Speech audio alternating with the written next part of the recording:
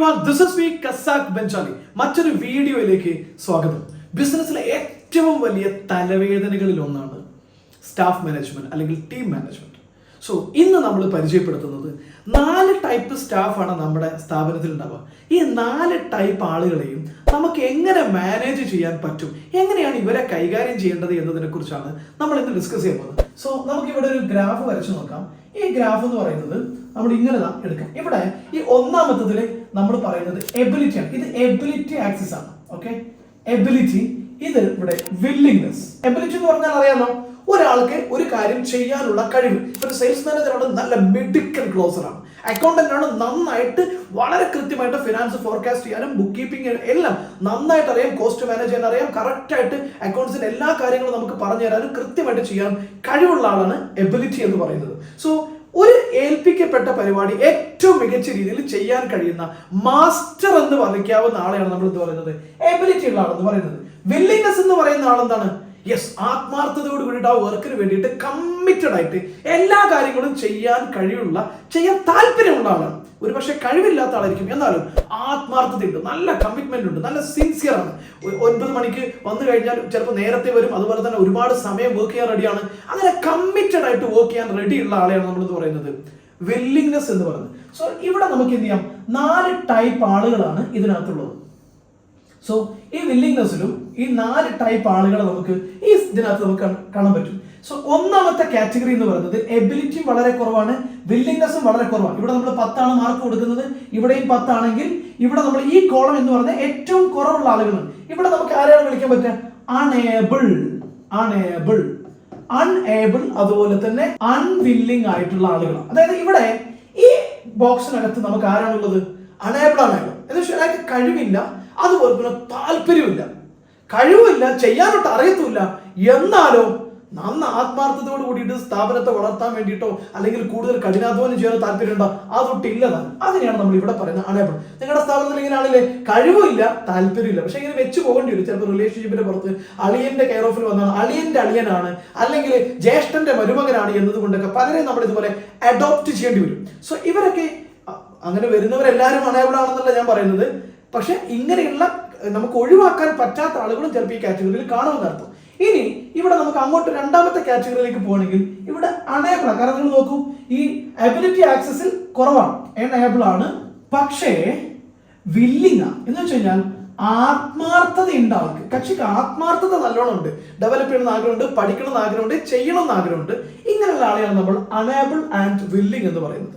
ഇനി മൂന്നാമത്തെ കാറ്റഗറി നിങ്ങളുടെ സ്റ്റാഫിൽ കാറ്റഗറി ഉണ്ടാവാൻ സാധ്യതയുള്ളവരാണ് ഏബിൾ. ആള് മിടുക്കനാണ്, പണിയെടുക്കാൻ ആള് മിടുക്കനാണ്, അതുപോലെ തന്നെ നല്ല മാസ്റ്ററാണ്, പക്ഷേ ആത്മാർത്ഥതയില്ല, അൺവില്ലിംഗ്. കാരണം വില്ലിംഗ്നെസ് വളരെ കുറവാണ്.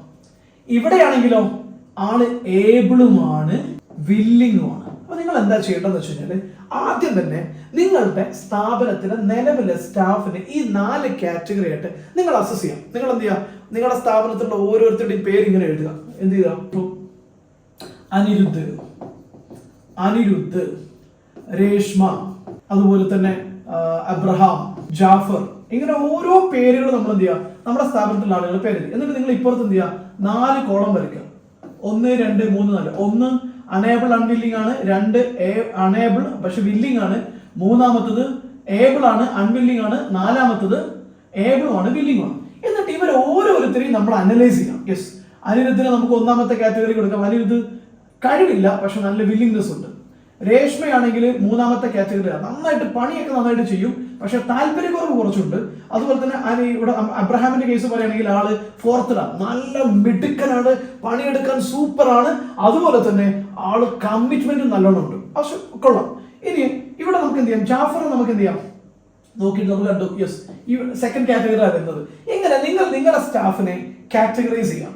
കാറ്റഗറൈസ് ചെയ്ത് കഴിഞ്ഞാൽ ഇവരെ നമ്മൾ എങ്ങനെയാണ് ഈ 1ലുള്ള ആളെ 4ലേക്ക് എത്തിക്കുക. ഇത് 1 ആണ്, ഇത് 2 ആണ്, ഇത് 3 ആണ്, ഇത് 4 ആണ്. സോ ഒന്നാമത്തെ ബോക്സിനകത്തുള്ള ആളെ ഈ രണ്ടാമത്തെയും മൂന്നാമത്തെയും ബോക്സിലുള്ളവരൊക്കെ നമുക്ക് 4ലേക്ക് എത്തിക്കണം. സോ എങ്ങനെ നമുക്ക് 4ലേക്ക് എത്തിക്കാം, എന്താണ് ചെയ്യേണ്ടത്, അതാണ് ഇനി നമ്മൾ പറയാൻ പോകുന്നത്. സോ നിങ്ങളുടെ എംപ്ലോയീസിനെ കാറ്റഗറൈസ് ചെയ്യുക. ആദ്യം നിങ്ങൾ എംപ്ലോയീസിനെ കാറ്റഗറൈസ് ചെയ്തതിന് ശേഷം നിങ്ങൾ എന്താ ചെയ്യേണ്ടതെന്ന് വെച്ചാൽ ഈ 4 കാറ്റഗറിയിലുള്ള ആളുകളുണ്ടല്ലോ, ഈ 4 കാറ്റഗറിയിലുള്ള ആളുകൾ, ഇവരെ നമ്മൾ എങ്ങനെയാണ് നെക്സ്റ്റ് ലെവലിലേക്ക് കൊണ്ടുപോകുന്നത്, ഏത് രീതിയിലാണ് കൊണ്ടുപോകേണ്ടത്. യെസ്, ഒന്നാമത്തെ ആൾ ഇവർക്ക് ഇപ്പൊ ഇവരെങ്ങനെയാണ് നമ്മൾ നേരത്തെ പറഞ്ഞിട്ടുണ്ട്, ഇവർ അണേബിൾ ആണ്, അൺഏബിൾ ആണ്, അതുപോലെ തന്നെ അൺവില്ലിംഗ് ആണ്. താല്പര്യമില്ല എന്നാലിട്ട് പണി ചെയ്യാൻ അറിയത്തില്ല. ഇവരെ നമ്മൾ എന്ത് ചെയ്യണം, കമാൻഡ് ചെയ്യണം. എന്ന് വെച്ച് കഴിഞ്ഞാൽ ഡിസിപ്ലിനറി ആക്ഷൻ കൊടുത്തിട്ടോ നീ പറഞ്ഞ പരിപാടി ചെയ്തില്ലെങ്കിൽ അല്ലെങ്കിൽ നീ താല്പര്യം കാണിച്ചില്ലെങ്കിൽ നിന്നെ എന്ത് ചെയ്യും, പറഞ്ഞേക്കും എന്ന് പറഞ്ഞിട്ടോ ഡിസിപ്ലിനറി ആക്ഷനോ ഫൈൻ ഇട്ടിട്ടോ കുറച്ച് സ്ട്രോങ് ആയിട്ട് കമാൻഡിങ്ങിലൂടെ തന്നെ ഇവരെ ശരിയാക്കി എടുക്കാൻ പറ്റുള്ളൂ. മടിയന്മാരായിരിക്കും, അല്ലെങ്കിൽ അലസരായിരിക്കും, ആത്മാർത്ഥത ഇല്ലാത്ത ആളുകളായിരിക്കും. രണ്ടാമത്തെ കാറ്റഗറിയാണ് ഇവിടെ വില്ലിംഗ് ആണ് പക്ഷെ അണേബിൾ ആണ്. ഇയാളെ നമ്മൾ എന്ത് ചെയ്യും, അണേബിൾ ആയിട്ടുള്ള സെക്കൻഡ് കാറ്റഗറിയിലെ ഇയാൾക്ക് പ്രോപ്പർ ആയിട്ടുള്ള ഡയറക്ഷൻ കൊടുക്കണം. Direction and training. കാരണം പണി ചെയ്യാനറിയില്ല, ആത്മാർത്ഥതയുണ്ട്, നല്ല താല്പര്യമുണ്ട്, നല്ല കമ്മിറ്റഡ് ആണ്, നന്നായിട്ട് ഡെവലപ്പ് ചെയ്യണമെന്ന് ആഗ്രഹമുണ്ട്. അപ്പൊ എന്ത് ചെയ്യണം, എങ്ങനെയാണ് മോനെ ഡെവലപ്പ് ചെയ്യേണ്ടത്, എങ്ങനെയാണ് നീ എന്ത് ചെയ്യേണ്ടത്, ഈ കാര്യങ്ങൾ ചെയ്യേണ്ടത് അയാൾക്ക് പറഞ്ഞു കൊടുക്കുക, പ്രോസസ്സ് മനസ്സിലാക്കി കൊടുക്കുക, എന്നിട്ട് ടെക്നിക്കലായിട്ട് ഡൊമൈൻ റിലേറ്റഡ് ട്രെയിനിങ്ങുകൾ കറക്റ്റ് ആയിട്ട് കൊടുക്കുക. ഇയാൾ ഡെവലപ്പ് ആയിട്ട് ഇയാൾ 4th കയറിക്കോളും. ഇയാൾ 4th കയറും. ഇവരെ നിർബന്ധമായി ഇൻസ്ട്രക്ഷൻ കൊടുത്തിട്ട് ഇവരെ ശരിയാക്കി നോക്കുക. എന്നിട്ട് ഇവര് ശരിയാവുന്നില്ലെങ്കിലോ ഇവരെ പറഞ്ഞു വിട്ടേക്കണം. ഒന്ന് കഴിവില്ല, 2 ആത്മാർത്ഥത ഇല്ല, വെച്ചോണ്ടിരിക്കേണ്ട കാര്യമില്ല. ഇവർ ശരിയാകുന്നില്ല, ഇവർ ഇൻസ്ട്രക്ഷൻ കൊടുക്കുക, സ്ട്രോങ് ആയിട്ടുള്ള ഇൻസ്ട്രക്ഷൻ കൊടുത്തിട്ടും ശരിയാകുന്നില്ലെങ്കിൽ ഇവർ നിങ്ങൾക്ക് പറഞ്ഞു വിടാം. ശരിയാകുന്നില്ലെങ്കിൽ okay, you have to try. ഇനി മൂന്നാമത്തെ ആളുടെ പ്രത്യേകത എന്ന് പറഞ്ഞു കഴിഞ്ഞാൽ ഇയാൾക്ക് ഏവളം ആള് മിടുക്കന, ചെയ്യാൻ ഉഷാറുണ്ട്, പക്ഷെ ആത്മാർത്ഥത ഇല്ല, അൺവില്ലിംഗ് ആണ്. ഇവന് നമ്മളെങ്ങനെ കൈകാര്യം ചെയ്യാം, ഇവന് നമ്മുടെ കൂടെ വില്ലിങ്നെസ് ഉണ്ടാക്കണം. അത് ഇവന്റെ വിജയം നമ്മുടെയും കൂടെ വിജയമാണ്, നമ്മുടെ വിജയം അവന്റെയും വിജയമാണെന്നുള്ള തോന്നലുണ്ടാക്കണം. എന്ന് വെച്ച് കഴിഞ്ഞാൽ ഇവനെ നമ്മളുടെ ബിസിനസ്സിലെ കാര്യങ്ങളിലേക്ക് പാർട്ടിസിപ്പേറ്റ് ചെയ്യിപ്പിക്കണം.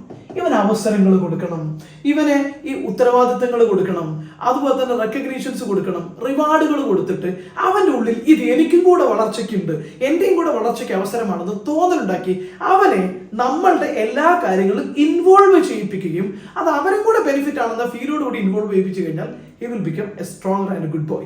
ആ രീതിയിൽ അവനെ ഡെവലപ്പ് ചെയ്തെടുക്കാൻ പറ്റും. പിന്നെ ഇവിടെ നമുക്ക് എന്താ ചെയ്യേണ്ടത്, ഇവരെ നമുക്ക് എന്ത് ചെയ്യണം, ഇവിടെ ഏബിൾ ആണ്, പിന്നെയോ വില്ലിങ്ങും ആണ്.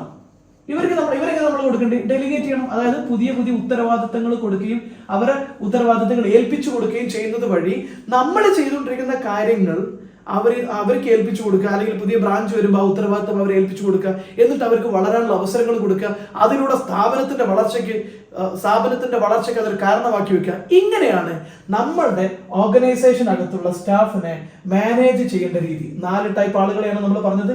ഓരോരുത്തരും എങ്ങനെ കൈകാര്യം ചെയ്യേണ്ടത് നമ്മളിവിടെ വളരെ വ്യക്തമായിട്ട് നമ്മൾ വിശദീകരിച്ചിട്ടുണ്ട്. സോ ഈ വീഡിയോ നിങ്ങളുടെ സ്റ്റാഫിനെ മാനേജ് ചെയ്യാൻ ഉപകാരപ്പെടുന്നുവെങ്കിൽ ഒരിക്കലും നിങ്ങൾ സബ്സ്ക്രൈബ് ചെയ്യാനും ഫോളോ ചെയ്യാനും മറക്കരുത്. നിങ്ങൾ ബിസിനസ്സുകാരനാണ്, ബിസിനസിനെ കുറിച്ച് കൂടുതൽ പഠിക്കണം, ആഴത്തിൽ പഠിക്കണം എന്ന് ആഗ്രഹം ഉണ്ടെങ്കിൽ ഞങ്ങളുടെ ചാനൽ നിങ്ങൾ സബ്സ്ക്രൈബ് ചെയ്യാൻ മറക്കരുത്. പിന്നെ അടുത്തൊരു വർഷം കൊണ്ട് നിലവിലെ നിങ്ങളുടെ ബിസിനസ്സിനെ 100 ഇരട്ടി ഗ്രോത്തിലേക്ക്, ഉദാഹരണം പറഞ്ഞാൽ 5 കോടി ഉള്ള ബിസിനസ്സുകാരാണ് നിങ്ങളെങ്കിൽ അടുത്ത 5 വർഷത്തിനുള്ളിൽ 500 കോടിയിലേക്ക് ബിസിനസ്സിനെ ഗ്രോ ചെയ്യണമെന്ന് ആഗ്രഹിക്കുന്നുവെങ്കിൽ, എങ്ങനെ ഗ്രോ ചെയ്യണമെന്നൊക്കെ ആലോചിക്കുന്നുണ്ടെങ്കിൽ നിങ്ങൾക്ക് താഴെ കാണുന്ന നമ്പറിൽ വിളിക്കാം, മെസ്സേജ് അയക്കാം. കാരണം ഞങ്ങളുടെ 1 വർഷം നീണ്ടു നിൽക്കുന്ന സ്ട്രാറ്റജിക് ബിസിനസ് കോച്ചിങ് പ്രോഗ്രാം ഉണ്ട്. ഇത് ഒരു ഓൺട്രപ്രണർക്ക് ഒരാളെ പഠിപ്പിക്കുന്ന പ്രോഗ്രാം അല്ല, ഒരു ബിസിനസിന്റെ ടീമിനെ മൊത്തത്തിൽ തന്നെ നമ്മൾ ഏറ്റെടുത്ത് ട്രെയിൻ ചെയ്ത് പഠിപ്പിച്ച് അടുത്ത 1 വർഷത്തിനുള്ളിൽ 3-4 വർഷം കൊണ്ട് ഒരു ബിസിനസ്സിനെ എങ്ങനെയാണ് ഇപ്പോൾ ഉള്ളതിന്റെ 100 ഇരട്ടി ഗ്രോത്തിലേക്ക് കൊണ്ടുപോകുന്നത്, ബെസ്റ്റ് ടീം ബിൽഡ് ചെയ്യാനും, ബെസ്റ്റ് സ്ട്രാറ്റജി ബിൽഡ് ചെയ്യാനും, ബെസ്റ്റ് ടെക്നോളജി ഇന്റഗ്രേറ്റ് ചെയ്യാനും, അതുപോലെ തന്നെ ക്യാഷ് ഫ്ലോ മാനേജ് ചെയ്യാനും ഒക്കെ എങ്ങനെയാണ് നമ്മുടെ ടീമിനെ പഠിപ്പിക്കേണ്ടതെന്നൊക്കെ പഠിപ്പിക്കുന്ന പ്രോഗ്രാമാണ്. സോ കൂടുതൽ അറിയാൻ താല്പര്യം ഉണ്ടെങ്കിൽ താഴെ കാണുന്ന നമ്പർ വിളിക്കുക. This is me CASAC BENJALI.